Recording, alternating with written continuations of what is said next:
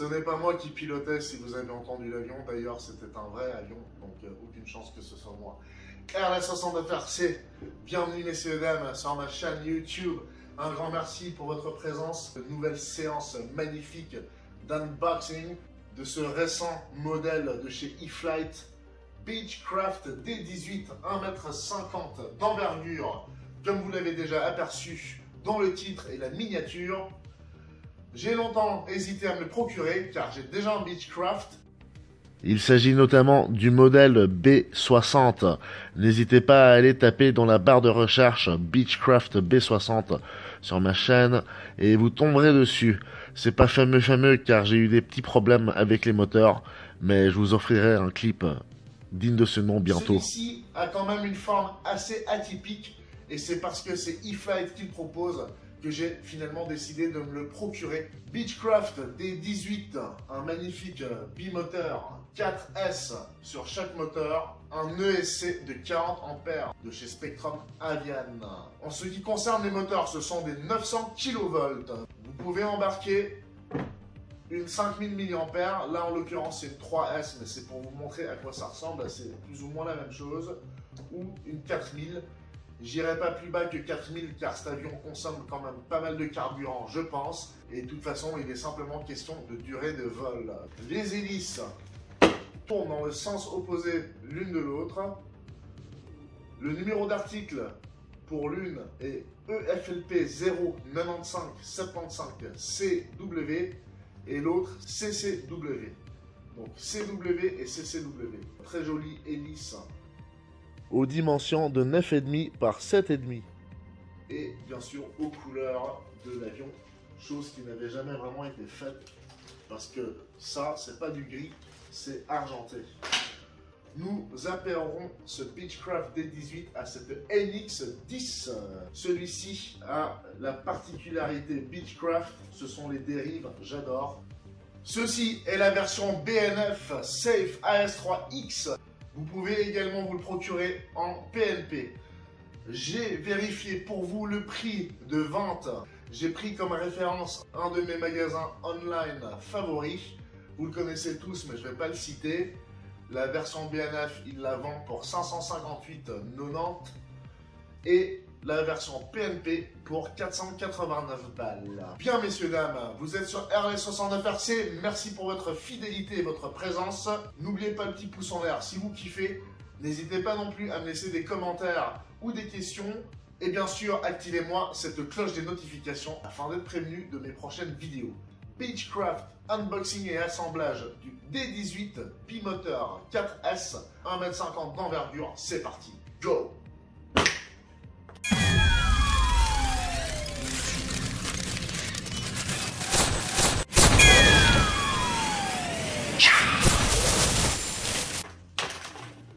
Les ficelles, c'était pour un transport plus confortable. De la sortie de mon entreprise jusqu'à la bagnole, il y a 24 mètres et demi. Mais c'est pas confortable du tout de prendre ça sous son bras, voyez-vous. Bien, j'espère que vous vous portez bien, que vous passez bien l'été. Ici en Suisse, nous sommes en train de traverser une petite vague de froid après 1 ou 2 semaines de grosses canicules. La canicule a été générale, même pire ailleurs dans le monde. Mais pour nous les Suisses, atteindre les 43 degrés, on n'a pas l'habitude. Ceci pour dire que la canicule empêche de voler, parce que franchement, entre la concentration, le soleil et tout ce que je transpire quand je me trouve au soleil, impossible. Tout comme lorsqu'il y a beaucoup trop de vent, c'est faisable, mais pas très plaisant. On se réjouit donc d'assembler ce modèle en espérant qu'on va bientôt avoir une belle météo pour vous faire découvrir tout ça en vol. J'ai entendu dire qu'à la fin de cette semaine, les températures allaient remonter. On se réjouit donc de voir ça. L'assemblage va être très rapide, messieurs, dames. J'avais prévu le coup et m'étais procuré d'autres hélices de rechange. J'ai un problème avec ça. À chaque fois que j'achète un avion, j'achète 50 milliards de pièces de rechange et j'en ai quasiment jamais besoin. Il m'arrive également d'acheter des pièces de rechange en avance si j'estime qu'elles sont fragiles ou facilement cassables. Mais là aussi, très rare que je les emploie. Donc souvent, je casse l'avion, je répare sans avoir recours à la pièce de rechange. Et souvent, au final, l'avion est complètement craché et je n'ai donc jamais le temps d'utiliser les pièces de rechange. Ici, élévateur, fuselage, je ne sais pas trop ce que c'est. Un petit bout de bois, des vis et une clé de bind. Tout ce Sagex m'insupporte car ça vous oblige, si vous habitez dans un village ou une ville bien organisée, de procéder à un tri avant de vous rendre à la déchetterie. Si vous habitez en Suisse, sachez que les bandes adhésives collées dessus ne seront pas acceptées. Hein, donc faites le nécessaire pour vraiment tout dissocier. Ainsi, vous ne perdrez pas de temps à la déchetterie lorsqu'ils vous obligeront à le faire. Et on se retrouve avec les pièces prêtes à être assemblées. Bon, on a ici 2 clés d'aile, une pour chaque côté de cette section principale. Il y a déjà les hélices montées dessus. Et voici de quoi est équipé cet avion. Donc AS3X Safe via ce récepteur AR631 de chez Spectrum. L'ESC Dual 40 ampères.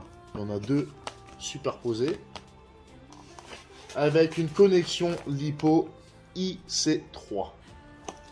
Donc faites bien gaffe lorsque vous vous procurez vos LiPo d'avoir l'adaptateur ou d'acheter la LiPo avec le connecteur IC3. Voilà à quoi ressemble cette section centrale. C'est vraiment très joliment fait. Franchement, ils sont vachement appliqués. Et on peut à nouveau remercier Monsieur Ali Machinchi, qui est sûrement le designer ou créateur principal de ce projet.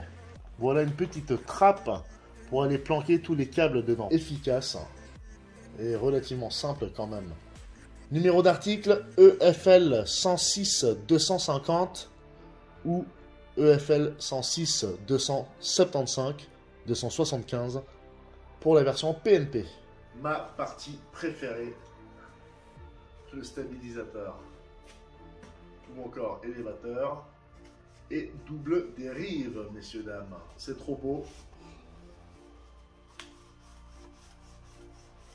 Avec la tringle ici pour faire le lien, voilà, et le joli élévateur. Franchement, c'est bien fichu. Ils sont beaucoup appliqués, je me répète, mais ça vaut la peine de le dire. La mousse est vraiment rigide, et ça, au toucher, au feeling, ça fait plaisir, car ça vous met immédiatement en confiance. Nous avons ici le bout de l'aile gauche et le bout droit ici présent avec la petite LED au bout et à l'avant. Cockpit très joli, vitre teintée et voilà le magnifique pilote cocu avec son super pull jaune. Bon, déjà il est cocu de base hein, parce qu'il n'y a même pas de commande, je sais même pas ce qu'il va faire. C'est un plastique donc hein, qu'ils ont collé par dessus. C'est classique, mais c'est une couleur qu'on ne voit pas souvent. Et on garde le meilleur pour la fin, l'essentiel, messieurs, dames, le fuselage.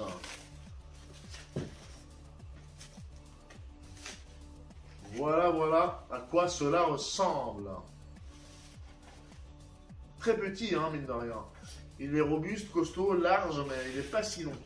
Et à mon avis, il doit être très très léger, de manière générale. Nous avons des cerveaux A382 qui pèsent 13 grammes avec de tout petits bras de cerveau avec une connexion easy plug comme j'appelle ça pour l'aile, donc les petits cerveaux ici présents. C'est vraiment très beau. Là le bouton pour libérer, pour déverrouiller le hatch, donc le cockpit. Très beau, très rond, ça me fait penser à l'EC 1500 Cargo. Et voilà à quoi cela ressemble de profil, avec la petite sonde ou antenne, je sais pas bien ce que c'est. Messieurs, dames, ça va pas être très compliqué pour le monter. Allez, c'est parti, je vous retrouve dans un claquement de doigts. Avant de jeter le Sagex, n'oubliez pas de récupérer le manuel, il est souvent dessous. Alors, première chose, j'enlève les étiquettes de ce type, puisque, à part vous gêner durant l'utilisation, elles ne feront rien. Également, l'étiquette Safe Select sur le câble en question, c'est juste pour vous prévenir et que vous fassiez attention à ne pas les confondre.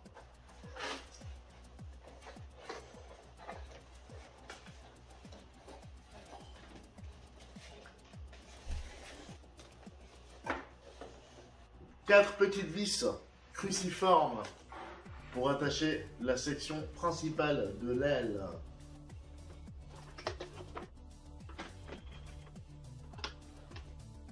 Et voilà, regardez-moi ce magnifique train d'atterrissage rétractable. Ça fait penser à celui de l'AT6. L'antenne principale du récepteur part vers l'avant. Respectez cette direction. Et pour ce faire, c'est invisible à l'écran probablement, mais il y a une petite paille ici où il est marqué Insert Antenna. Donc ici, vous l'enfilez, vous la faites passer jusqu'à ce que vous n'ayez plus rien à enfoncer. Voilà, ça bloque, en reste ainsi. Éventuellement un petit scotch pour pas que ça vienne perturber le bras de cerveau. C'est d'ailleurs ce que je m'empresse de faire.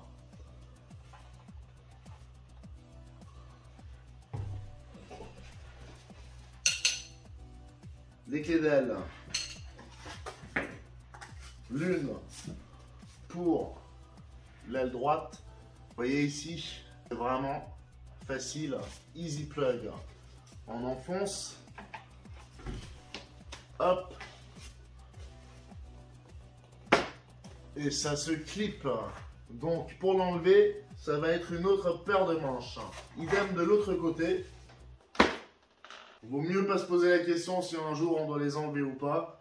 C'est condamné. Bien, on a déjà tout monté. Il nous reste plus que le stabilisateur que vous allez simplement apposer sur l'extrémité de ce fuselage. Pour ceux qui sont sur le point d'acquérir ce modèle, il vous faudra peut-être, comme moi, activer manuellement le cerveau de la profondeur pour ensuite aller repêcher la chape, respectivement la tringle qui va vous permettre de relier le guignol de cet élévateur. La tringle des rives se termine par cette extrémité là qui, lorsque vous posez le stabilisateur sur le fuselage, vient s'enfiler dans cette espèce de bras de cerveau ici pour que la surface de contrôle puisse être commandée. Chape dans le guignol, guignol dernier trou afin d'avoir un maximum de course. Ça n'engage que moi. Faites comme vous voulez. Et donc on peut facilement enfoncer ce petit bout de tringle dans le bras de cerveau que je viens de vous montrer. Et ensuite, vis 2,6 mm pour fixer tout ça. Ça me semble un peu lightos, mais c'est ainsi que c'est prévu. Bien, messieurs, dames, nous y voilà. Il manque plus que le cockpit, l'accu ainsi que la vérification du CG et on est déjà paré au vol.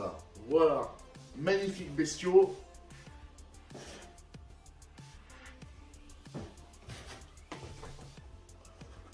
On va tout enclencher, faire les réglages, ajustements et centrages. Je vais vous montrer tout ça. C'est parti. Bien, messieurs, dames, nous y voilà. J'espère que les quelques minutes précédentes n'ont pas été trop pénibles pour vous au niveau du volume, car j'ai perdu le dongle de mon micro. Du coup, je saisis la caméra et vous commente le reste ainsi. On a fait l'appairage. On a la jolie petite LED verte, la frontale et la rouge au bout. J'ai fait un test de gaz, etc. Tout va bien. Alors, avant même de régler l'AS3X et le safe, il faut lire cet addendum qui vous explique qu'avec la jauge fournie ici présente, eh bien, vous devez régler la hauteur, respectivement le niveau de l'élévateur.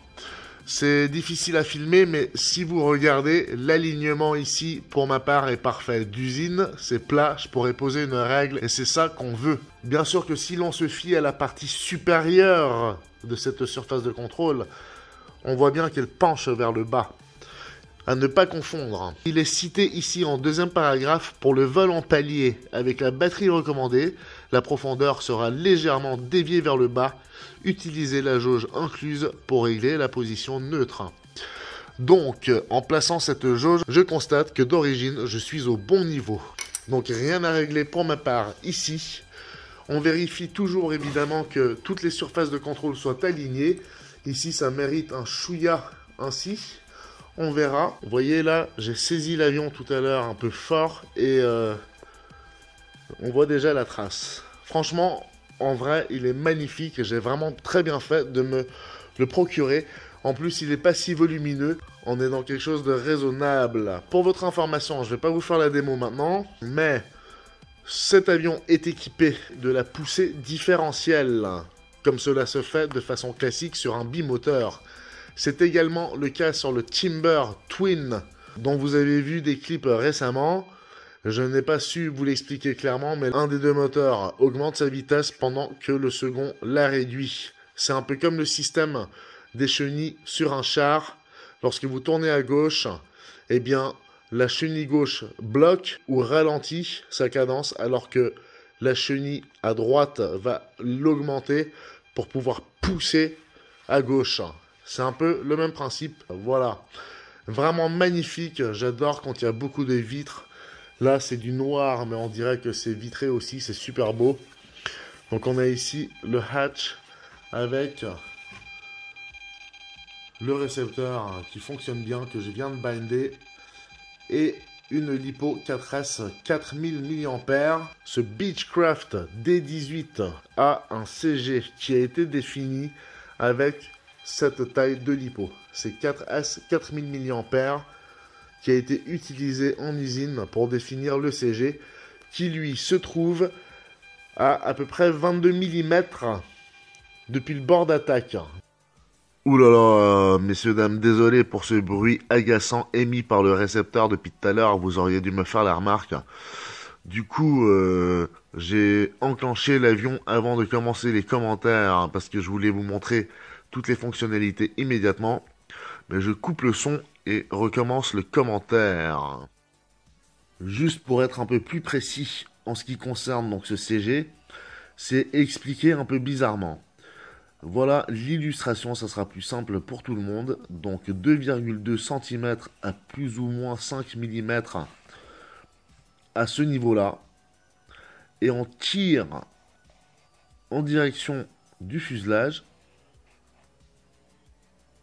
au niveau du wing joint, c'est-à-dire l'intersection entre la petite partie qu'on vient clipper à la section principale, comme vous l'avez vu. Et c'est donc là, grosso modo, que vous allez placer vos doigts pour mesurer le CG. Voilà. C'était bien plus simple de vous montrer l'illustration que d'essayer de vous l'expliquer. Déplacez, si nécessaire, la LiPo vers l'avant ou l'arrière. J'ajoute toujours une petite étiquette avec mon adresse à l'intérieur du fuselage et sur la partie inférieure du hatch. Et voilà pour ce qui est du train d'atterrissage.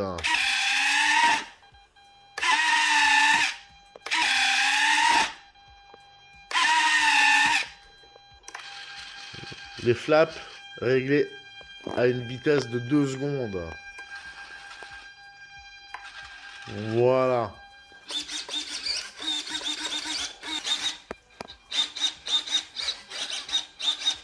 Belle course au niveau de l'élévateur. Idem pour la dérive et la petite roue de queue. Et voilà pour les ailerons. Les gaz, je vais vous faire une petite démo, mais ça va pas être évident.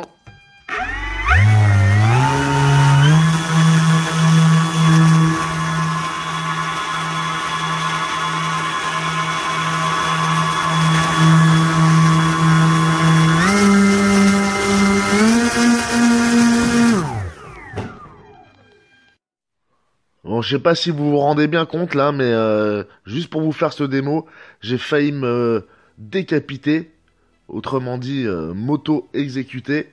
Donc j'espère que pour ça, rien que pour ça, vous allez vous abonner si c'est pas déjà fait et petit pouce en l'air. Je vous remercie pour votre participation à cet unboxing et assemblage. Je me réjouis de vous retrouver sur le terrain et de faire swinguer ce magnifique bimoteur. En regardant la vidéo de présentation de chez E-Flite, eh bien vous comprendrez très vite que cet avion, il n'est pas fait pour vous faire des petites balades du dimanche. Ça va vraiment saucer. Je me réjouis déjà de partager ce moment avec vous. RLS 69 RC, restez bien accrochés. Allez, go!